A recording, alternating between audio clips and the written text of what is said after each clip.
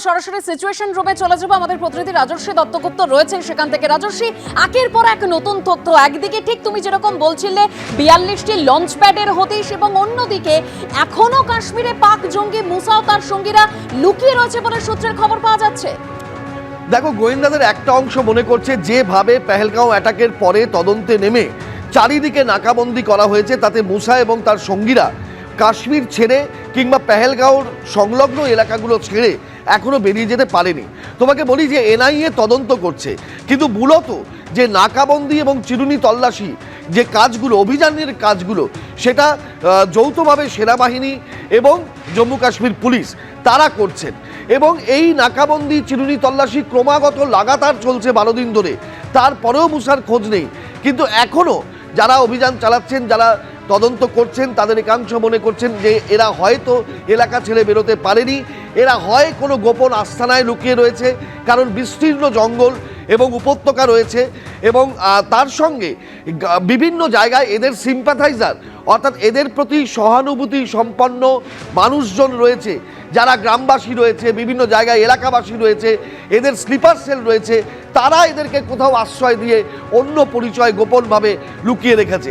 এই জায়গাগুলোকে খুঁজে বের করার চেষ্টা চলছে, এবং এইটাকে পয়েন্ট আউট করার জন্য, জিরো ইন করার জন্যই তুমি দেখেছো গতকাল জিআইএস প্রযুক্তির ব্যবহার করা হয়েছে, অর্থাৎ ল্যান্ডস্কেপিং করা হচ্ছে।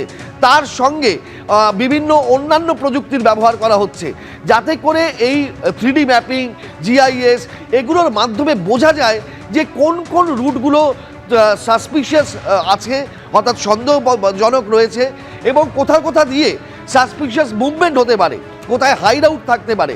এই জায়গাগুলোকে চিহ্নিত করার চেষ্টা চলছে, এবং সমান্তরালভাবে সেনাবাহিনী, আধা সেনা, জম্মু কাশ্মীর পুলিশ তারা নাকাবন্দি এবং চিরুনি তল্লাশি এবং সন্দেহভাজনদের ডেরায় গিয়ে তাদের খোঁজ খবর করা, এগুলো চালাচ্ছেন।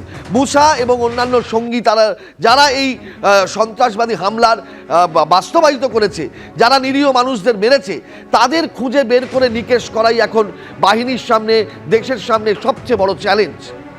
একেবারেই রাজর্ষী, এটা সব থেকে বড় চ্যালেঞ্জ। ঠিক যে কথা তুমি বলছিলে যে কোন দিকে ঢুকলো জঙ্গিরা, কোথায় আত্মগোপন করে রয়েছে জঙ্গিরা, এ নিয়ে কিন্তু লাগাতার তল্লাশি চলছে। লাগাতার সিজফায়ার ভায়োলেশন, এবং সেই সিজফায়ার ভায়োলেশন যে সমস্ত জায়গায় হচ্ছে তা হলো কুপওয়ারা, বারামুলা, উরির লাইন অফ কন্ট্রোলে।